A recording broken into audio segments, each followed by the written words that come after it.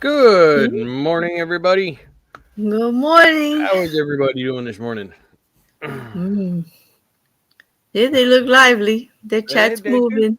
Yeah. Um, Except apparently you're a poopy head. I don't know Seeing that why. I'm a poopy head, and my mom says to ground me, so make me sit in the Ah, corner and sing my ABCs.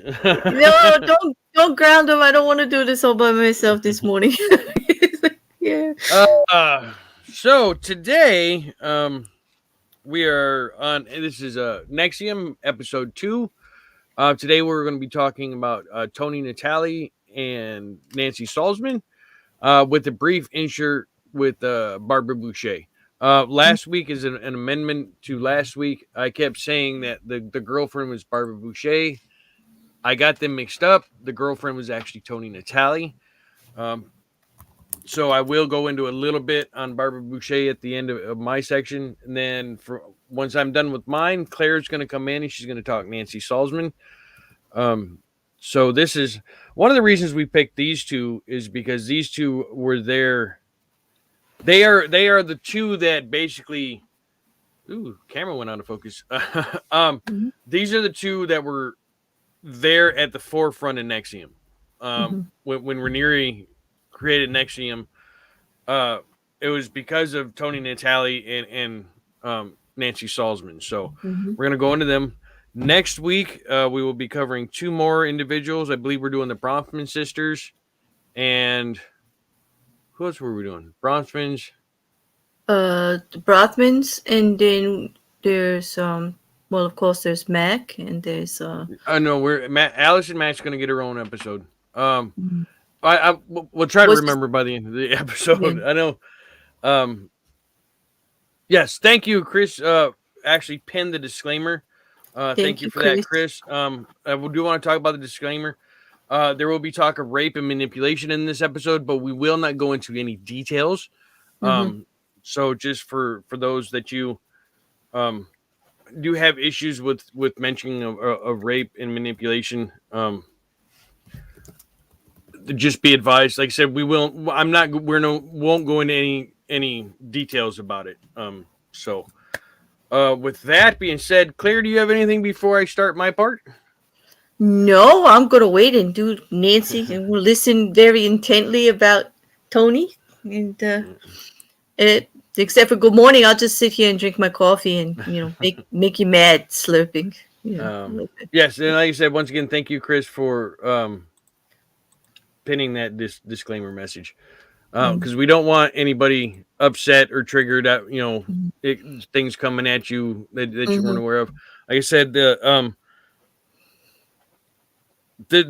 with Nexium, there's a lot of stuff to cover, a lot of evil stuff.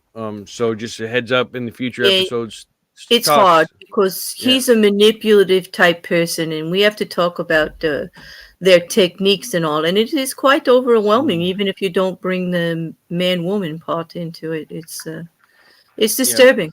Yeah. it is disturbing. Mhm. So, um, I do want to say thank you to everybody that is joining us this morning. We got all our regulars are here.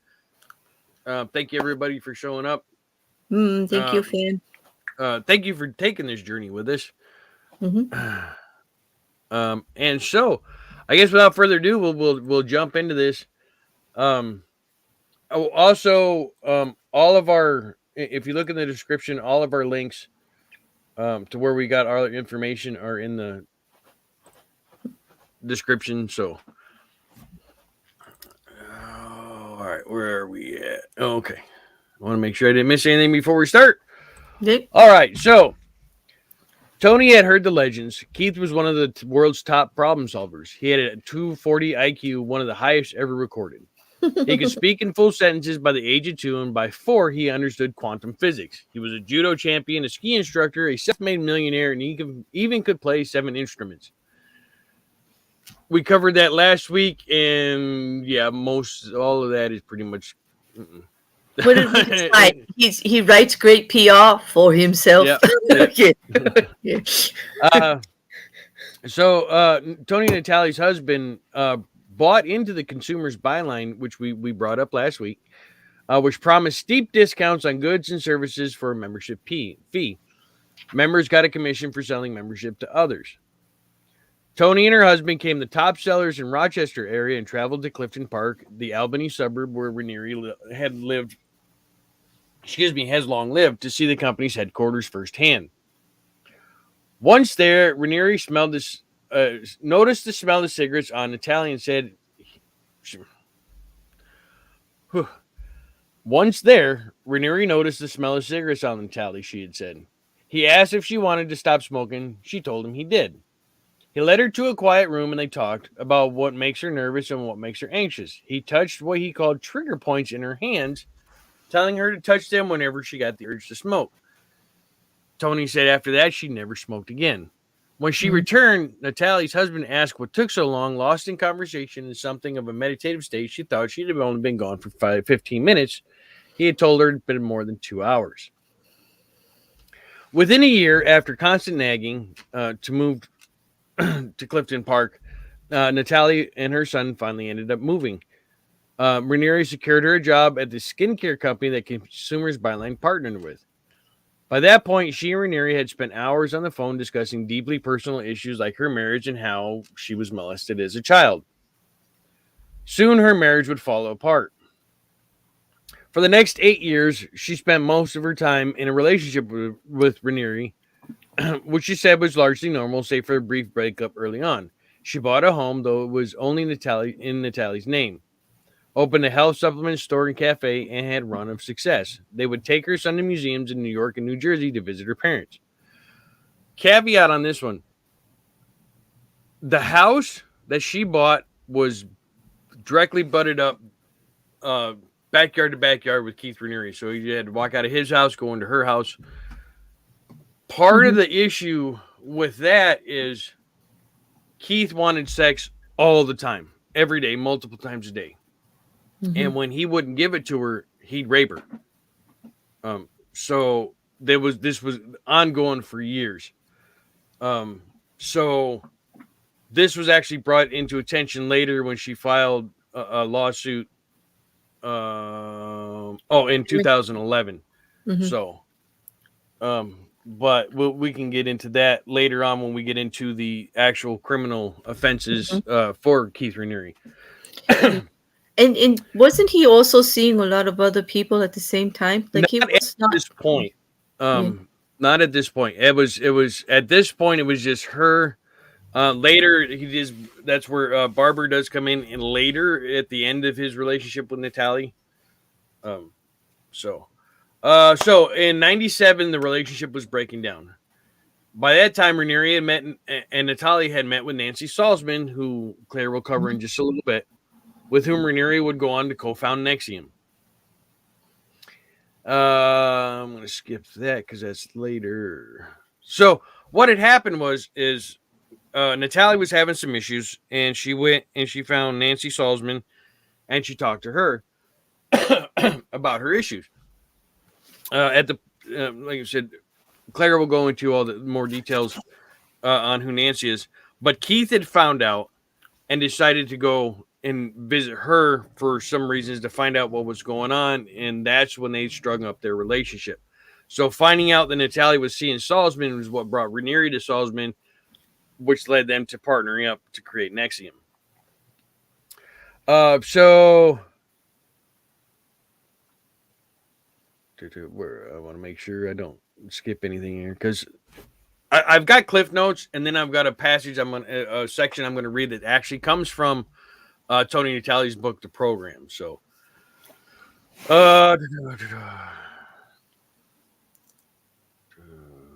okay. April of '99 was the last time I had laid eyes on Raniere. My brother came in and stated what he called negotiating my release because having a conversation with Keith that, that was easy and normal just wasn't possible. So Natalie detailed her rape allegations in a signed 2011 statement she filed in federal court when Nexium sought to dispose her in a de facto's bankruptcy case. Excuse me just a second. Sorry, I got a tickle in my throat.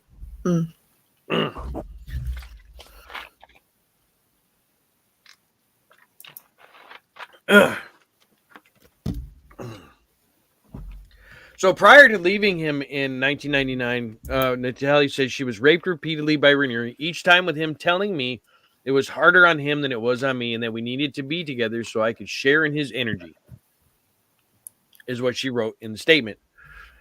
At the time, then Nexium attorney Pamela Nichols called Natalie's statement slanderous, scandalous, in accusing Natalie of having a personal vendetta.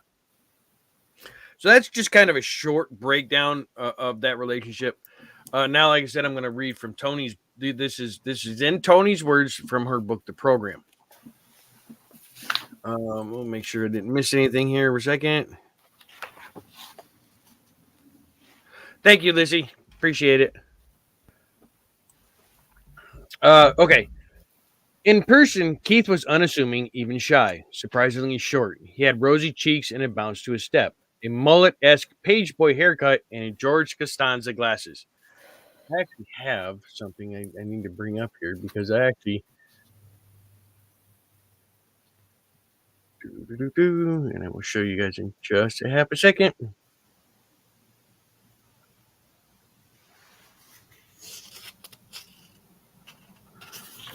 This is my fault. I forgot to grab this real quick. So I will share this so you guys can take a look. This is Keith with Toni and her son. So okay, he reminded her of Little Lord Fauntleroy. He had an arcade game Vanguard in his garage, and he looked like it. When Keith met Nancy, he saw the next best move. Nancy Salzman presented herself as the number 2 NLP, which is neuro-linguistic programming, expert in the world, and she presented herself as a therapist. 2 things Keith saw the value in. At that point, Tony Robbins, if you remember who Tony Robbins was, he was the big self-help guru type person. So Tony Robbins was coming into the scene, so Keith knew the power of the NLP, but he didn't have that Robbins personality. He'd also taken his first hit at government, which later spun as the government going after him because he was so brilliant. Nancy was brilliant at what she did. She was teaching NLP workshops at Con Edison, American Express, very large corporate clients. When she did a workshop at our company, National Health Network, Keith saw what she could do, quickly engage a group of people and her ability to hypnotize them. Soon, Keith and Nancy started working together. During that time, I'm going to skip over this because that'll be more of what Claire's going to go into. Okay, so Toni goes in her book, says, Keith and I were having problems at that point. He was getting restless, but we were living together and visiting my family on weekends and living what seemed a normal life. My mom used to say that in order for Keith to be with me, he had to be as normal as he could be because I live a pretty traditional life. Keith morphed into my world for as long as he could until he found his next out and couldn't any longer. And that out became Nancy and the Executive Success Program, or ESP, which they originally called Nexium. What they did in creating ESP, what I saw was frightening. I watched people go through sessions and talk about things that should be shared with professionals, not people who aren't skilled. I didn't want any part of it. Our personal relationship was deteriorating. Part of me was happy Keith in ESP because I thought, okay, he can do this and he'll leave me alone. But Keith doesn't take rejection well, so leaving him is not something you do easily. When I tried to break it off, the relationship became physically violent and frightening. I sent my son to live with his father, and my brother came in to, as he put, negotiate my release, which we mentioned earlier.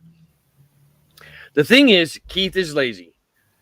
So the way he'd been able to succeed and get where he is by having enablers. Not just the women in his inner circle, but the people he employed. I started being hit with lawsuits when I left him, and they didn't end until the day he was arrested. That's what a cult does. They litigate you into oblivion. If you have the money to finance all this, you don't care what the outcome is. You just want to destroy the person you want silenced. It's terrorism by litigation. If the lawsuit doesn't matter and you just keep suing, the other person has to respond and it breaks them. I had became the enemy. Now this part, when I was reading it, I thought was This right here is textbook cult manipulation, and what we're about to talk here, because this is textbook here. Right. So Toni says, I became the enemy. Keith created a module that he taught all 14,000 people that came through the program. And in it, I was used as an archetypical suppressive, which, again, because he's lazy, is a term he stole from Scientology. He used my name and talked about me as a suppressive ex-girlfriend. I heard about that from other people. In the trial, one of the witnesses was asked why she stayed, and she said that if she left, she would be labeled a suppressive. They asked her what that was, and she said a suppressive is a horrible, evil person. He asked if she knew a suppressive, and she said, yes, I do. Toni Natali, even though she had never met me. So like, that is textbook cult manipulation. That is blaming somebody that isn't there. It's what they do to people that aren't. There you go. This is the cover of the book. The program Inside the Mind of Keith Raniere and the Rise and Fall of Nexium. So yeah, they will do everything they can to manipulate and break down and treat you as the bad guy if you talk bad about against the cult, or if you leave the cult. It's what is it? It's behavioral manipulation. So Toni goes on to say, honestly, if he had left me alone, I'd be watching from the sideline like everyone else. It wasn't like I wanted this in my life, but every time I thought it was over and I could start my life again, there was another whack. When you're in a place where you can't trust yourself or you don't know what's best for you, when you're involved with someone like Keith or any large organization like this, you don't just leave that person. You lose all your friends, you lose your financial well-being, you lose your community, you lose everything. I did try to break it off with him. What happened then was gaslighting. The gaslighting I experienced was so intense that I thought I was losing my mind. He would have people break into my house, unmake my bed, open my closet doors, flip over pictures. It happened multiple times as a way of saying you can't get away. Another group that does that, Mormons do it. Scientology is real big at anybody that's against them or breaks away, where they'll go in and they'll just they'll mess with their minds and break into houses and video recordings and stuff. So this isn't new. It's just another tactic that cults will grab. In the book, you'll see a few letters that I got from people I thought were my friends telling me life is going to be destroyed and my child's life will be destroyed and my parents and even my dog will die. You're so thrown off balance that you don't know the difference between reality or not. A short time ago, these were your friends, and now they've completely turned on you. I don't think I didn't grab that part. Actually, Toni's dog was killed. She believes Keith had somebody do it, poison her dog, but she couldn't prove it. She had a dog that it got sick and turned out to be poison. I don't remember what it was poisoned with. But she believes it was someone from the organization that did it. Yeah. She said, if it weren't for my parents, especially my mother, I don't know how I would have gotten through this. I also had a very diligent neighbor, thank God, who said to me one day, Toni, it's okay that women with long blonde hair comes out and takes your mail every day. She knew Keith had moved out and something was going on, but she didn't have all the details. I said, what are you talking about? So my mom and I put a camera up in the bedroom window, and what we came to find out is the reason my phones and electricity were being cut off and my car insurance canceled was because someone was taking my mail, getting my information, calling these companies, and canceling everything. They do all these things to keep me off balance so Keith could come and tell me it would all stop if I just admit I was wrong and come back. So that is from Natalie's own words. On her what she went through with Raniere and leaving Nexium. There are some things I want to talk about because some things have came to light since this book come out. A really good website, we do have it listed in the description, is the Frank Report. The Frank report, we mentioned it last week, and we'll continue to mention. Frank Peralta does a phenomenal deep dive into everything Nexium. He's been there for everything, and I found something while researching this yesterday. One of the big things that when you hear the story about Toni and Natali meeting with Keith Raniere is she always said she was a 10th grade dropout. And why would somebody as smart as him be involved with somebody with a 10th grade dropout? Mm-hmm. Over the years, her story has changed. At one point, she was a 9th grade dropout. And then it moved on to the 10th grade. We'll come to find out that Toni herself actually dropped out her senior year. So we got to understand that we can take her account of what happened, but we got to take into question how much is true and how much is not. Even though Keith Raniere, we've got all this evidence against him, how much of what Natali says is actually truthful? They've already caught her in one lie. So as Frank puts it, how much more is she lying about? Not taking away what she went from. It's just now. It's hard to go. Okay, how much of this is actually true?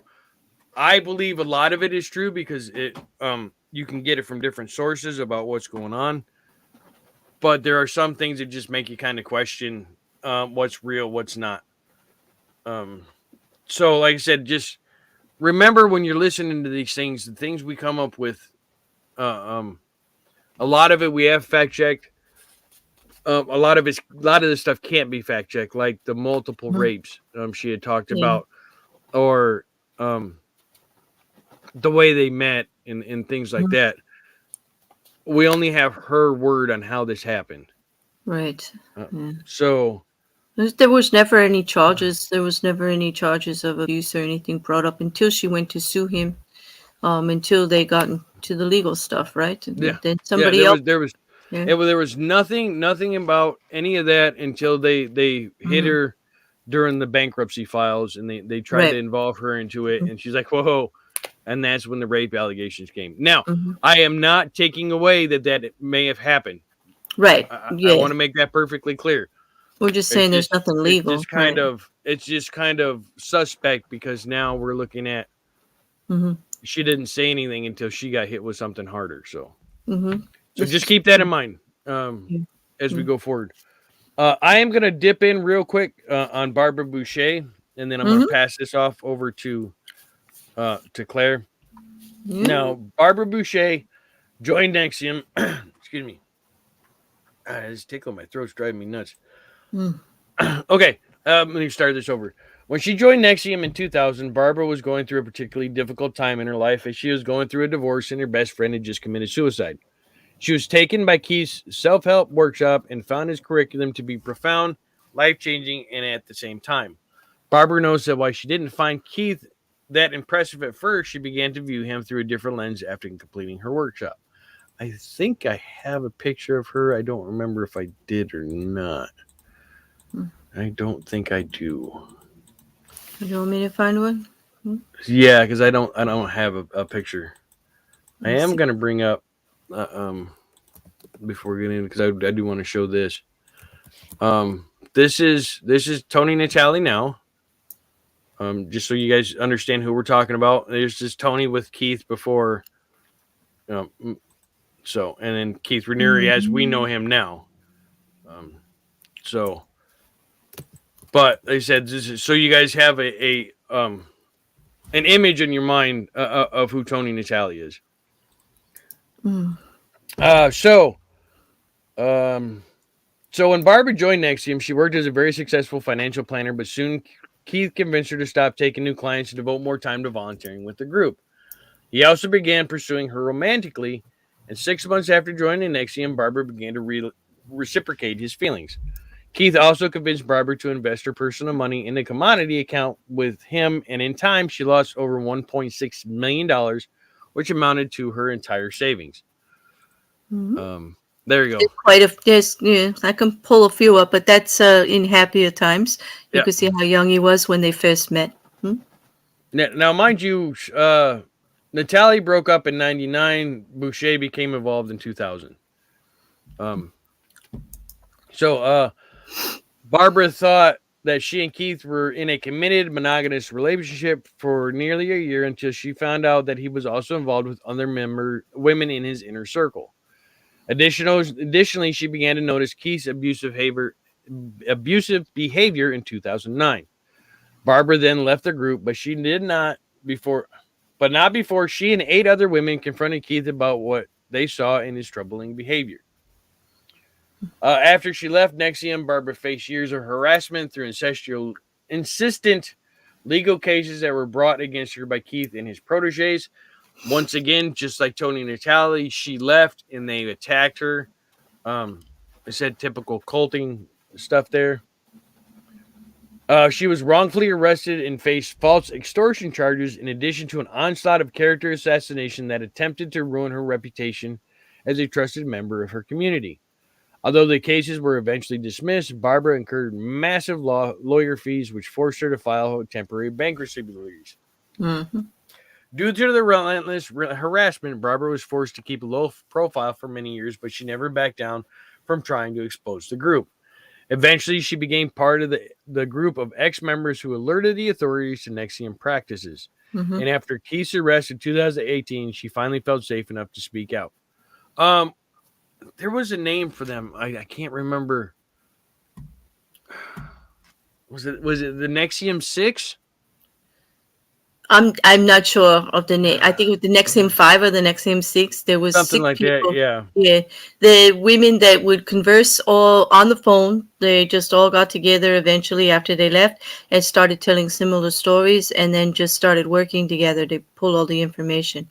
But it was later one of the people that was still actually actively involved, Sarah Edmonton, that led that through. Yeah. Mm-hmm. So that is basically Toni and Barbara in a nutshell. Mm-hmm. There's not a lot to go on, really, other than what we went over. I mean, there's probably more if you actually sit down and read her book. But this is how we get into to go from where we were last week with him creating consumers bylines and meeting Toni, Mm-hmm. and then coming in to meet Nancy. Mm-hmm. And so now what I'm going to do is I'm going to turn it over to Claire, because I'm guessing Claire's got a lot of stuff because Nancy Salzman was there with him from the start to the end of Nexium. So there's a lot to go on. So we're going to just start in the beginning, right? Yeah. Well, I just want to make sure. Do we have any questions about Toni or Barbara before we move on? Anybody's got a question? Let me know.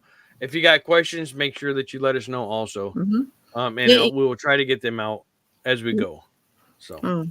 So Nancy, she's not a young girl. Even when she met Keith, she's born in 1954, which makes her about 67 years old now.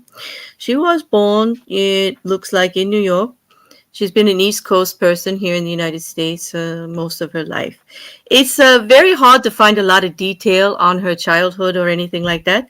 Nancy must be getting ready to write an autobiography. She's a very clever woman. She has pulled her Wikipedia and everything you can possibly find off the internet, either by her or her lovely attorneys. It's been a little rough, but she was actually born under the name of Larson. Her name was Nancy Larson. Her parents are Milton and Lorraine. Unfortunately, her father did pass away in 2021 in August at the age of 93, but he did get to see her through trial, and her mother did testify at her sentencing hearing for leniency. At the age of 92, she was in there speaking about her daughter and how wonderful she was and trying to get her leniency. It didn't work. Okay. Her first husband was Michael Saltzman. She has 2 daughters by him. One very common name, Lauren Saltzman, very heavily into this cult and gets brought in her 20s as this with her mother and stays to the end and gets charged along with everyone else. Michael Saltzman divorced Nancy, she moved on. Nancy became a high school graduate. There are 2 high schools listed, one in Clifton, New Jersey, and the other one listed in as Shenandoah High School. Now, both of those are located right here on the East Coast, so it could just be typographical errors in the part of listing it with Wikipedia, but it does get confusing when we graduated from college because they list Union County College, which is in New Jersey, but they also list Muhlenberg College in Allentown, Pennsylvania. But Nancy is known only to have 1 college degree, and that would be her nursing college degree, because in 1970 she attended that to become a nurse. She did go and get licensed, and she started practicing in about 1983, and she kept that license all the way through to 2019. She kept it active, although she wasn't working in the field. Nancy, at that point, she's been in the what they called Nurse SYS database the whole time, and she kept that license active only in New York. So she became very experienced with the neuralistic language program, which is concerning. Her connection with Keith revolves in the beginning around hypnosis, as you were saying, Jay. Yeah. Sorry, did you want me to bring those pictures up? You can if you want. These are just pictures of her and Keith, that aren't pertinent yet. But Nancy is someone described Nancy Salzman as, if you were going to look at corporate America and you wanted to know what corporate America looked like, a picture of Nancy Saltzman would tell you what that's like. She's the 3-piece suit, the big grin, the engaging eyes, piercing language. When she speaks to you, she could convince you of anything. She is a walking image of what corporate America is like. I mean, when you can see her there in her 3-piece suit. The HBO special, The Vow, in just the first episode, you can see just how manipulative this lady is. Mm-hmm. Yeah. She was number 2. Her nickname was Prefect, and she earned that title. There is a lot back and forth about Nancy. You can feel sorry for her, or you can think she's the devil incarnate, depending on who you actually listen to. But she did start, curiously enough, as a nurse in the humanities, actually trying to help people. At one point, she had a hypnotherapy business of her own through her second husband. And this is interesting. All her clients came from her second husband.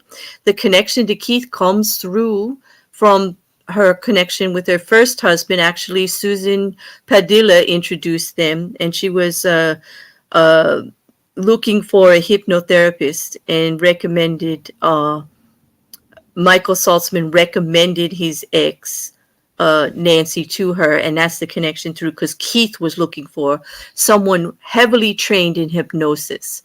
Now, why? Because he was also looking at training people to manipulate other people. All the training they were doing corporate-wise, Nancy started a business on her own doing hypnotherapy with people, but also as training for large corporations to do seminars at like $10,000 a pop for American Express, American Airlines, really big, huge companies. She could walk into a room and just sell anything to them. This was her charm. She was really, really good at it. Her training was in hypnosis, and then she got into NLP. She actually trained in NLP right with the originators. She trained with Grinder and Bandler on this, right with the people from the beginning. She was excelled in it to the point where it was even scary for them. She was really good at it. They bragged about her being their top student, and how she just took the whole thing. She took Milton Erickson's experiment on this and just expanded on the whole thing. She added her own hypnosis and her own charm to it, and it was just, everyone who has anything to say about Nancy Saltzman will mention that. Will mention how she could convince you of anything. In the beginning, in 1997, when she first met Keith, which Jay had mentioned, it was through Toni. It was at their health store where there was her health store where they were selling vitamins and things like that. Nancy was friends with Toni before this. They had been friends because Nancy was also treating Toni for her past traumas with hypnotherapy all along, which is concerning. So she knew a lot about Toni personally when she met Keith. Toni used to tell Nancy about all her personal problems with Keith the whole time. In the beginning, Nancy was very vulnerable because her second husband, who I do not have his name, I cannot find it, but they were married. I cannot find what that name is. But after 6 years of marriage, he left her right before 1997. And he actually chose a different lifestyle. He decided he was gay and he was no longer interested in her. Kind of broke her heart a little bit. She was a little emotional when she met Keith. She's said to have been in a relationship that was supposed to be healthy with a gentleman named Mark, who was a big businessman, very secure, treated her well. But there's not a lot of other information about that except for that she was in a relationship. So when she first met Keith Renier, they do not think they had a personal relationship, what was going on. They didn't have any kind of a personal relationship through the whole thing, did they? I don't remember. Yes, they did. Did they? I don't. Okay, I didn't. Yeah. I don't want to jump too far ahead. I just didn't remember that him and her actually had a personal type relationship. Yeah, there is a testimony. Yeah, I found all that. That was all kept very, very secret between the two of them for a very long time, but it was released in the court documents and the testimony of other witnesses who witnessed things, who said things, including her own daughter, who did have a very personal relationship with Keith. I knew who the daughter did. I didn't remember Nancy. Well, she knows of the relationship that her mother had too. I guess they talked. Who knows? Because she gave testimony on it. But I'm sorry. I don't mean to bring in spoilers. Sorry. No, that's okay. It's going to come up in a few seconds anyway. Yeah. Because the thing is that when Nancy first met Keith, she didn't like him. She didn't like him at all. She could recognize. She actually used the word psychopath when she first met Keith Renier, and she actually pegged him quite well, being a psychopath herself, because you cannot act the way she did for 20 years with this man and not have the same tendency. Unfortunately, she was very, very, very clever and just as manipulative as him.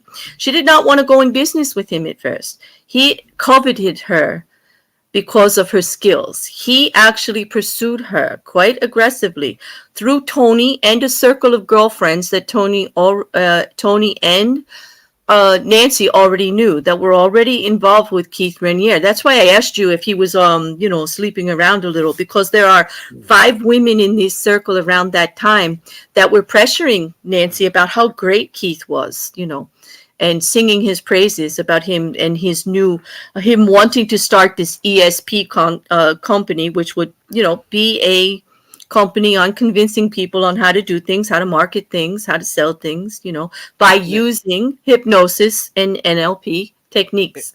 Yeah, if there was any other relationship during the Natali stuff, I couldn't find it. It wasn't until after they split that I started seeing all the extra women. So during that time, I didn't find any information that there was more than just Toni. Yeah, I think you could have been, because what you'll find in all the autobiographies is that they seem to overlap. The relationships with the women are all overlapping as you go. It's just like, I don't think Keith was ever alone. And most of the time, I think there were 2 or 3 involved, and it was pretty secretive. Almost everyone involved with him claims to be involved with him for years. So, it's hard to... It's hard. Like we would need a big whiteboard and string, and it's just going to look like a grand spider web anyway. But he's not a good guy. I mean, he's just definitely just not a good guy. But I can't really say that Nancy was a good woman. She may have started out that way, but she's very talented in manipulation techniques, and she wants to use them to make a lot of money. She's very successful before she met Keith Renier. She had a very successful consulting practice. She was making a lot of money. She was probably in the $2 million worth at that time.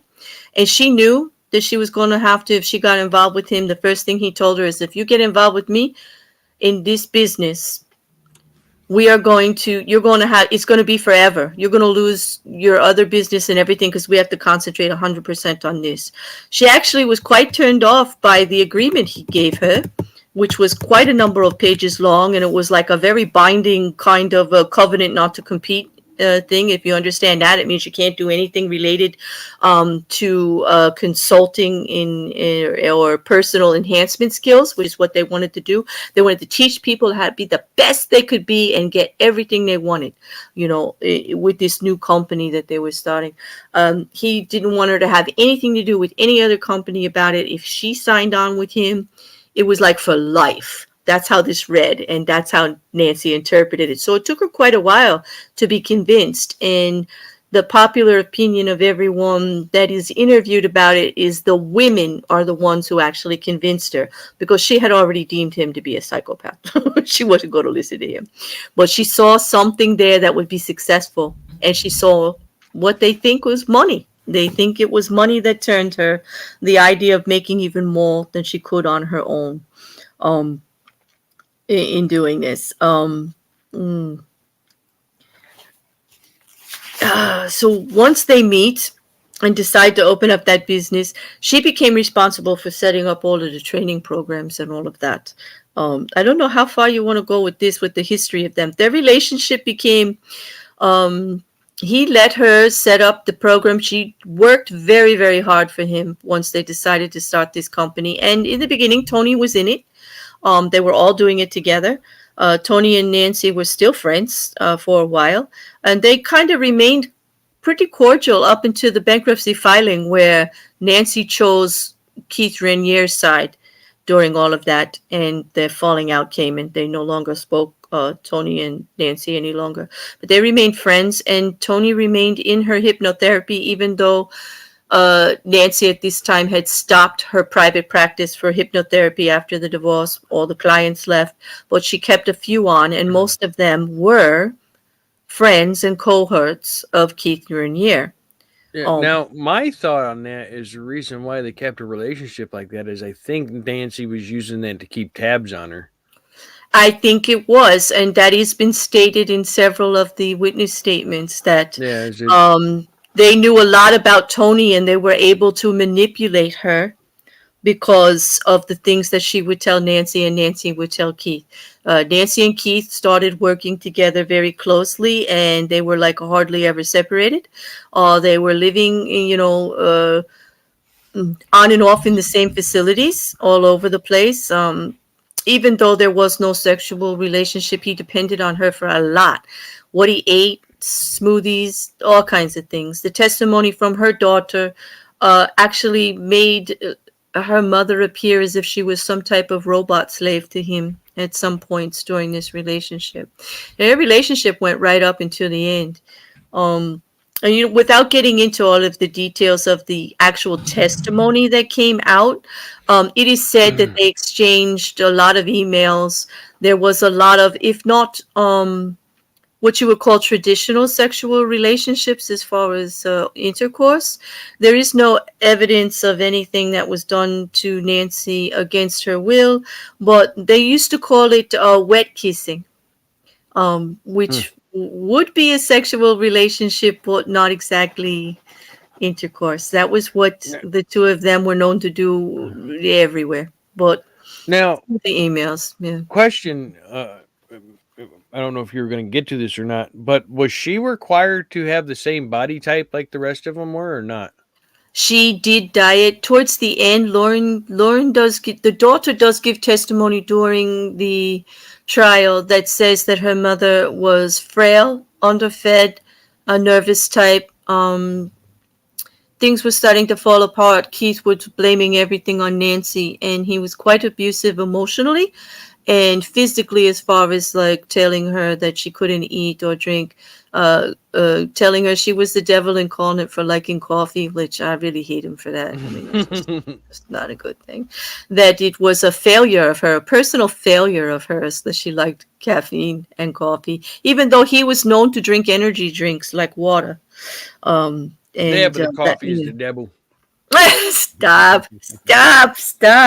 But all of that comes out in the trial. There are witnesses that come out that say that as early as 2000, here's your answer, Jay. As early as 2000, people were coming to have sessions with them and would find Keith Rainier's shoes outside Nancy's bedroom door with noises coming from it. And they would like run back downstairs and act like they didn't know anything. And that's as early as 2000, the first one I could find. That's only 3 years after she met him. In the beginning, I don't think they did have that type of relationship, but it is quite common through everything I'm reading that Keith will develop a sexual relationship with you for control. As soon, he gets to know you, he weasels his way in, and eventually that happens. That's when the control starts. Yeah, that's the same time he started the relationship with Barbara Boucher too. Mm-hmm. Yeah, there are pictures of them all together. There's a black and white there, right there, with Nancy and Keith and Barbara.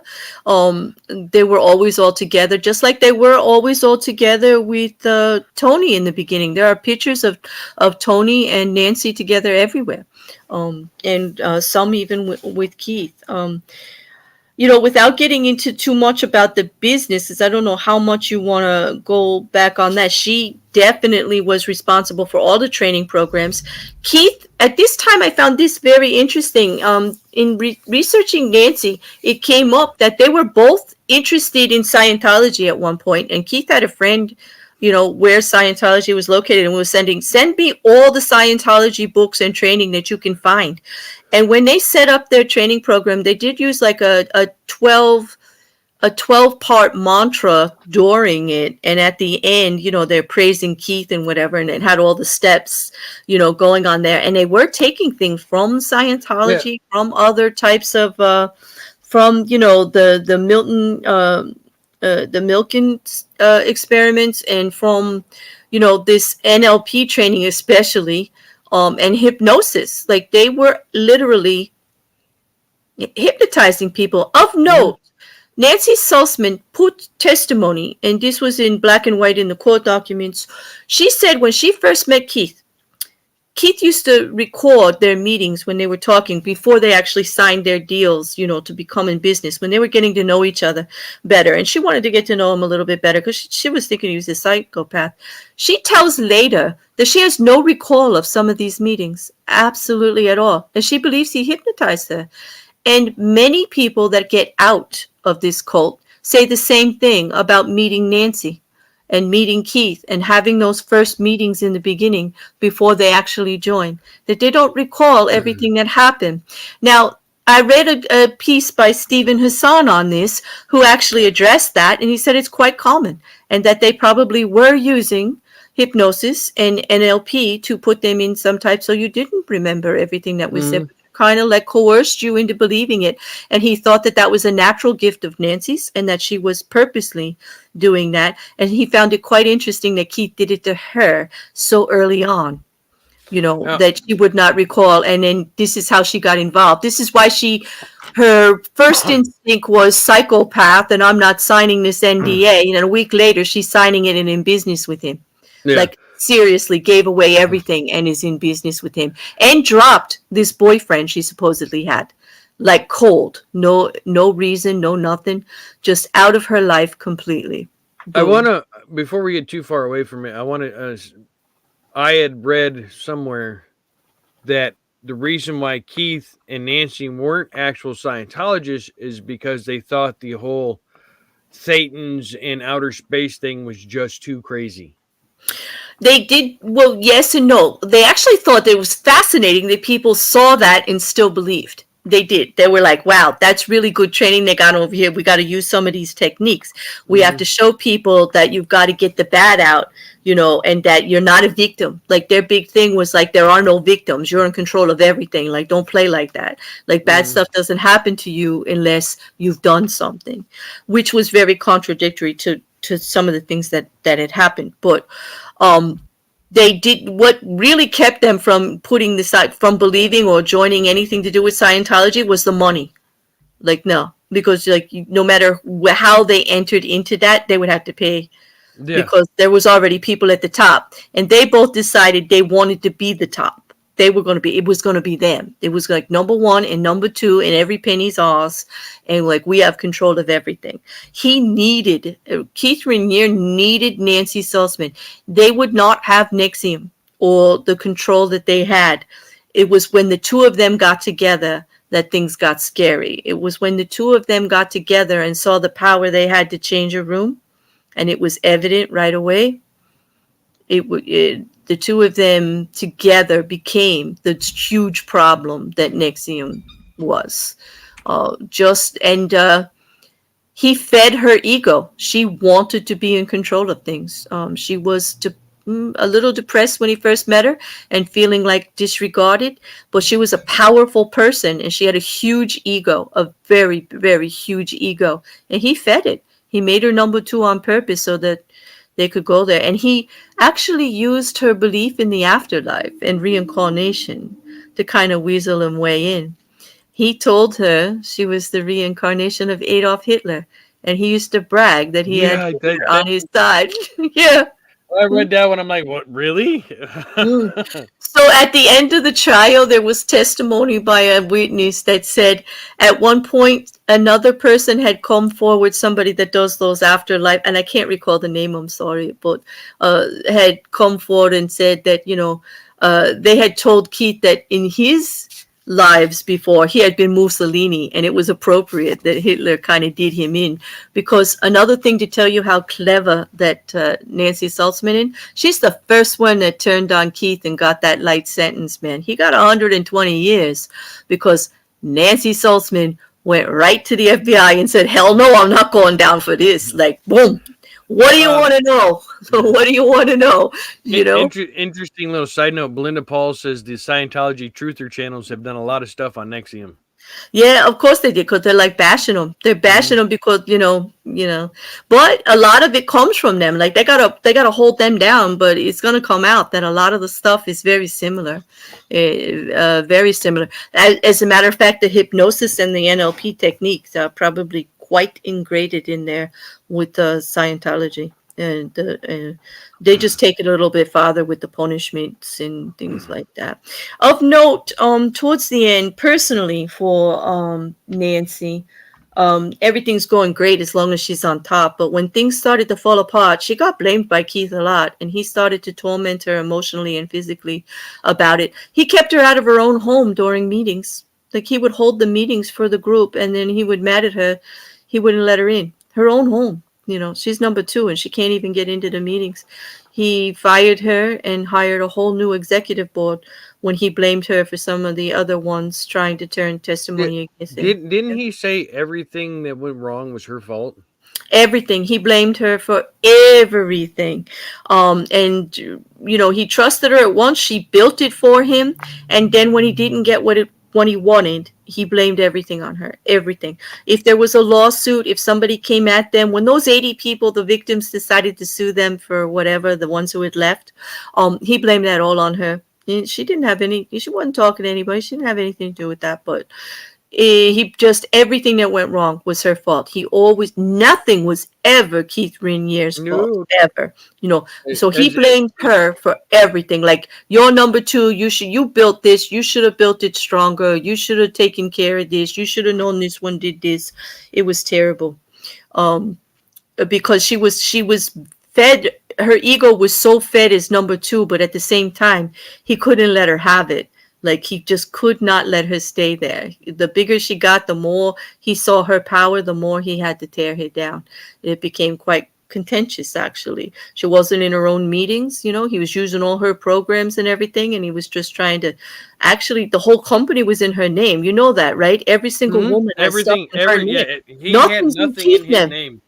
Because he had such a bad reputation, the Better Business Bureau would probably bury him. He'd already, at a very young age, done so much crap that, there's no way anybody would trust him. Yeah, and if he didn't have it in her name, it was in Bronfman's name, so. Right. It's true.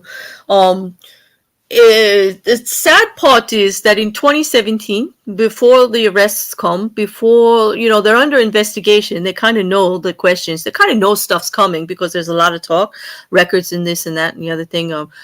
Things are being seized, properties are being looked at, businesses are being checked out. People are talking. There's investigations going on. There's interviews going on.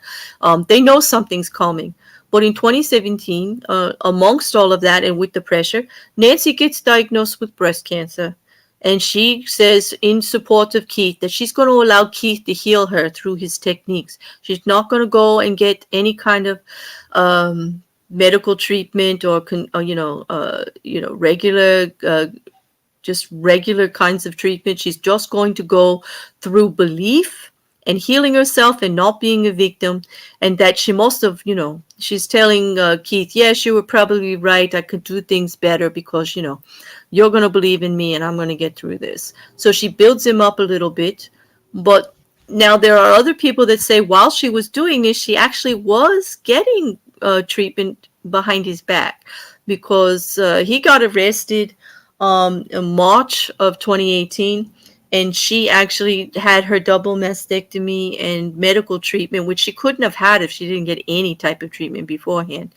She would have had to go through other things, we would hope. But she got arrested in July, and it would already happened. So it was quite like there's a little bit of controversy there on whether she was actually doing all that behind his back and really believed that he could cure her. But the point being, she told everyone involved in Nexium that Keith was going to cure her and that she wasn't going to get conventional treatment. And that's she was still toeing the line, even with cancer. She was still supporting him and not letting anybody know how she really felt. And that when I read about that, it was something that it confused me because other than that, I don't remember hearing anything about him having miraculous healing powers.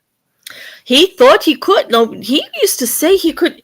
That's the thing. Their egos, their egos are crazy. Nancy herself thought that she could heal people. She told people she could cure Tourette's. She told people she could cure all of these diseases in these seminars that they gave and stuff like it. She was quite outspoken and quite the egomaniac on things. I mean, see, it just shows you that there's so much information out there that we can know so much and still not know everything. Because, like I said, other than the breast cancer thing, I had never heard anything about them having healing powers. No.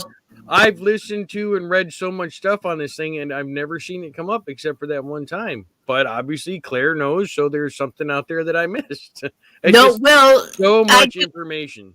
There is, and a lot of what I get is because everything is so controversial back and forth, a lot of the statements I'll make are coming right from when I tell you that they're saying this.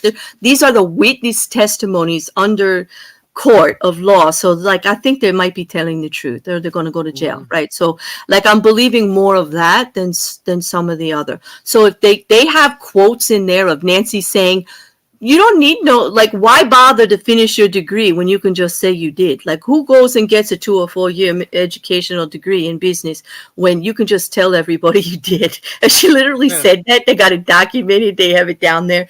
They have tapes of it. She really did. She's an egomaniac, and she's just as much a psychopath, per the testimony of most of the people involved. The witness statements is in the court against her.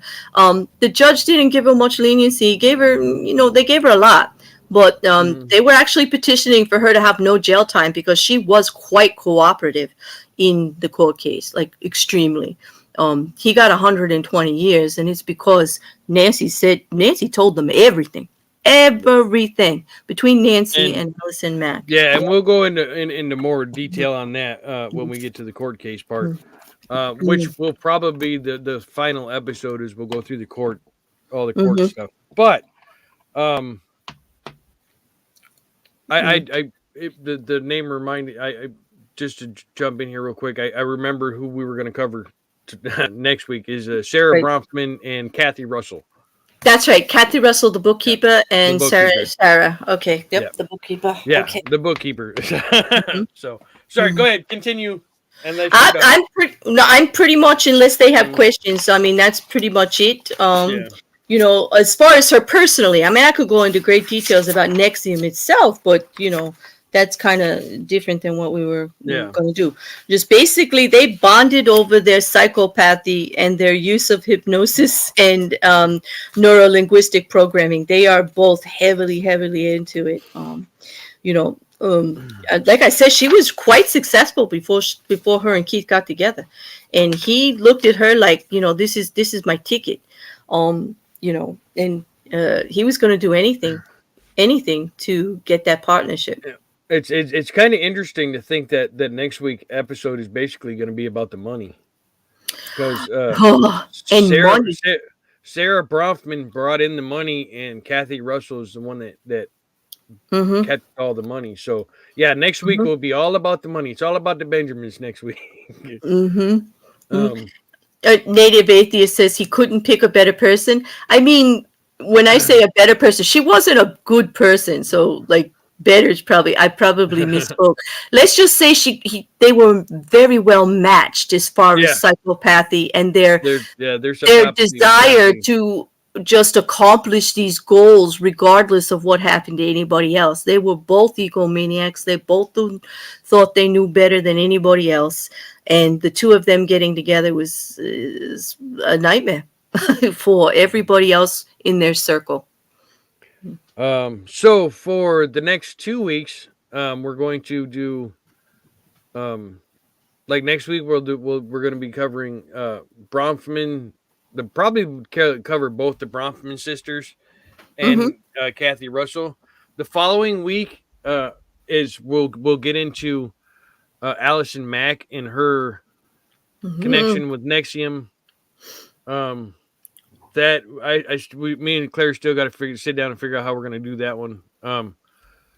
But yeah, because that's going to be like we did with Keith Raniere. It's pretty much just one episode all by itself. And it's And also then two different things. It's the involvement in Nexium, and then it's the cult in the pole. the So it's yeah, like, yeah. and then probably after that we'll look at Nexium itself. Mm-hmm.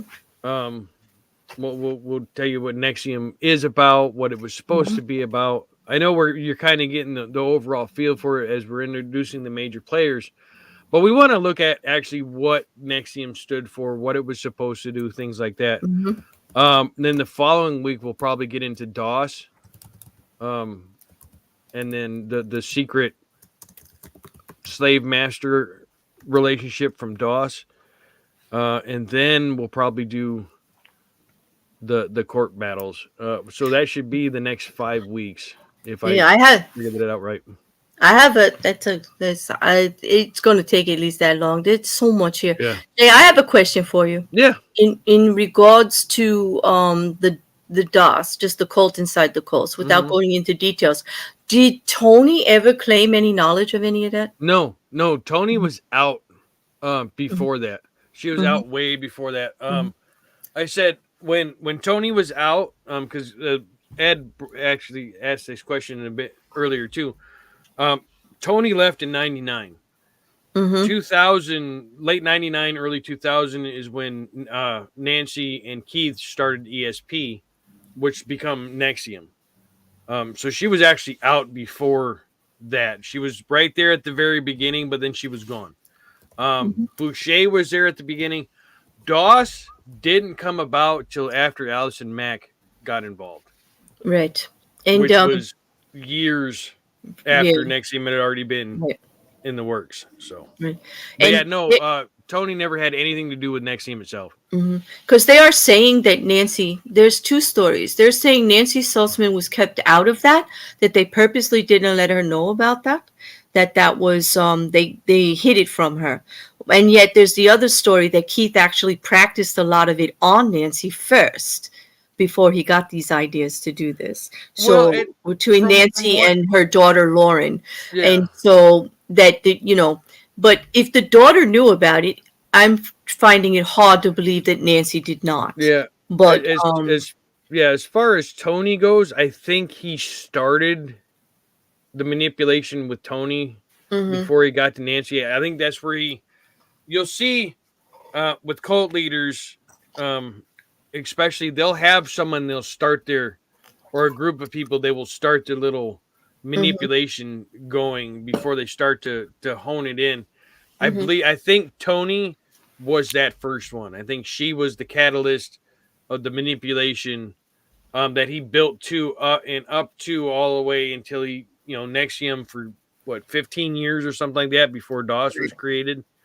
Yeah. And then that's because DOS is all the culmination of all those years of manipulation, all wrapped into one package, and then an offshoot package after that into the Mm-hmm. actual.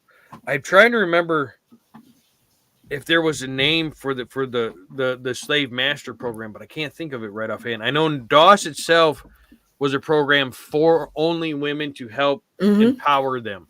Right. And then the slave master part of it, which is where you get into the branding and stuff, was an offshoot of that. And not everybody involved in DOS was involved in that part either.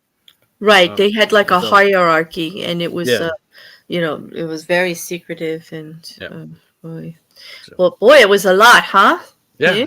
lots of stuff to go into. And like I said, there is no way we could actually dive into every single thing that's going on. So we're trying to pick the. I know when I do the research, I try to pick the relevant stuff, the things Mm-hmm. that are going to matter in the long run. I mean, because I could have gone into more detail. I could have spent just my hour itself on Toni and Keith's relationship and what happened, but knowing what we were doing today, I had to break it down into Mm-hmm. the relevant parts. There are plenty of other podcasts and articles you can read if you really want more more information on any of the people we talk about over the next few weeks during this whole Mm-hmm. thing. Like I said, check out the Frank report. And then you look at Yeah. hundreds, and he's got articles, probably close to 150 articles at least. I know he's got 25 alone on Toni Natali. So Yeah. that's just one person. Right. And um, that's where I get the interesting quotes too from some of mhm. the. No, there was another one that Nancy was famous for saying. She said, "Why spend all the money to earn a master's degree when you can just add those letters after your name and no one will know the difference?" Yeah, You know, and that's why also should I become a mental health counselor when I can just call myself a psychotherapist? Like, and people will hire me. Like, people are going to pay me to psychotherapy them anyway. They don't care where I went to school.